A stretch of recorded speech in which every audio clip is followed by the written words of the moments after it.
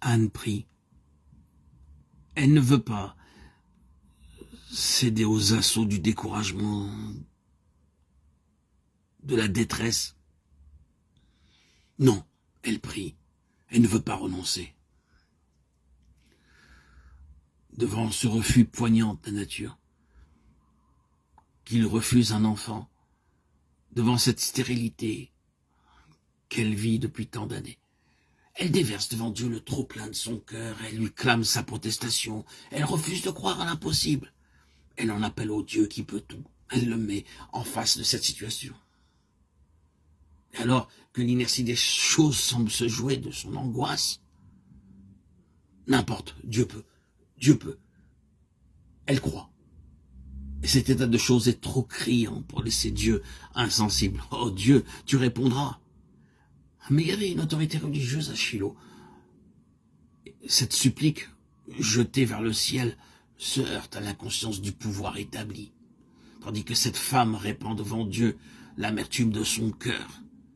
Élie observe ses lèvres et donne en quelques mots la mesure de son inertie, de son aveuglement, de son sens obtus des réalités spirituelles.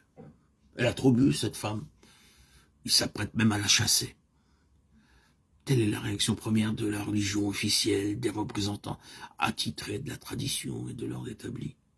C'est à cela qu'il faut s'attendre, bien aimé, quand des enfants de Dieu commencent à sentir peser sur eux le fardeau de la situation spirituelle qui les entoure, quand le spectacle de ce qui se passe au sein de l'Église professante leur devient douloureux, quand ils se sentent blessés au cœur par l'aveuglement général, la faiblesse, le laisser-aller, le désordre, et qu'ils se sentent incapables d'accepter cet état de choses comme représentant la pensée de Dieu, quand leur être tout entier commence à se révolter contre un tel régime de mort spirituelle et de confusion, qu'arrive-t-il? Une collusion. Il ne tarde pas à entrer en conflit avec les autorités religieuses et à passer pour fanatique, excentrique, extrémiste, singulier, tout ce que vous voudrez. Choc douloureux. Ce n'est pas tant de la part du monde qu'ils vont avoir à souffrir, car le monde, lui, même quand il fait ses réserves, est toujours prêt à rendre hommage à ceux qui souffrent pour une cause qu'il croit juste. On ne peut malheureusement pas en dire autant de ces gens religieux. L'ordre de choses officiellement admis ne supporte pas d'être troublé, encore moins d'être violé.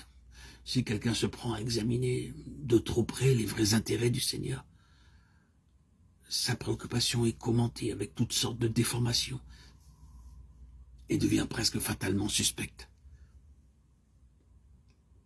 Un tel instrument, devenu en quelque sorte un avec Dieu, par la communauté des préoccupations, est appelé à surmonter de rudes obstacles. Ce douloureux labeur intérieur, ce travail d'enfantement moral et spirituel dans une âme assoiffée d'absolu, ne rencontrera en général que l'indifférence et le mépris. Il n'y est pas, dira-t-on de lui. Il a perdu le sens de la réalité. Il doit avoir chez lui un certain déséquilibre psychologique.